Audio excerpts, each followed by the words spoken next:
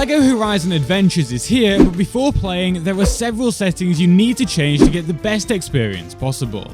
Also, a huge thanks to PlayStation for gifting the game early. Anyway, setting number 1 is under the Gameplay tab and is to enable player invulnerability. This means that whilst you're using the game's menus, you won't be able to take damage in combat, so you don't have to worry about resuming your main gameplay and having found out you've died a million times. Setting number 2 is a little below this and is to enable level hazards in focus. All this does is make it so that when you scan an area with your focus, it also highlights hazards in the level that will hurt you.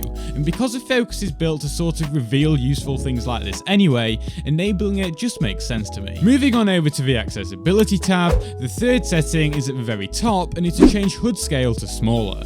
Honestly, this game is so beautiful to look at, but I think the HUD takes up a bit too much room by default, so reducing its size frees up more screen space for you to be able to admire the game without actually losing anything on screen. On a similar note, setting number 4 is directly below this and is to hide the second player's UI. All this does is make it so that when you don't have a second player actually connected, the massive prompt to join in the bottom right will go away, again freeing up more of the screen for the game itself. Oh, and whilst here, I should also point out this aiming mode option, as depending on your skill level, you might want to change this rather than lowering the difficulty if you do ever find yourself struggling. Essentially, if you switch it to assisted or auto, it makes hitting the vulnerable spots on machines substantially easier, so it's lowering the difficulty without actually impacting the gameplay experience. The same can be said for these two health toggles in the gameplay tab, and whilst most of us should leave these three things as they are, I still wanted to point them out. Anyway, the fifth setting is under the controller tab and is to incrementally lower the inner dead zone value until you start to experience drift, and then put it one stop above that.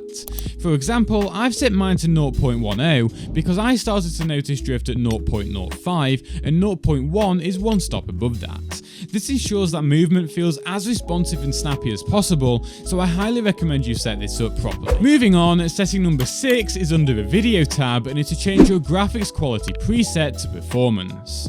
Honestly, I can't really tell a difference visually between the two modes on PS5, but performance runs at a super smooth 60 FPS, which is double the frame rate of a fidelity mode, so for a fun action platformer like this, running it at 60 FPS is easily the best choice. Speaking of best setting choices, watch your video on screen now to see every PS5 setting you need to change, as a lot is set up wrong by default. Also, please drop a like and consider subscribing if you found any of these settings useful.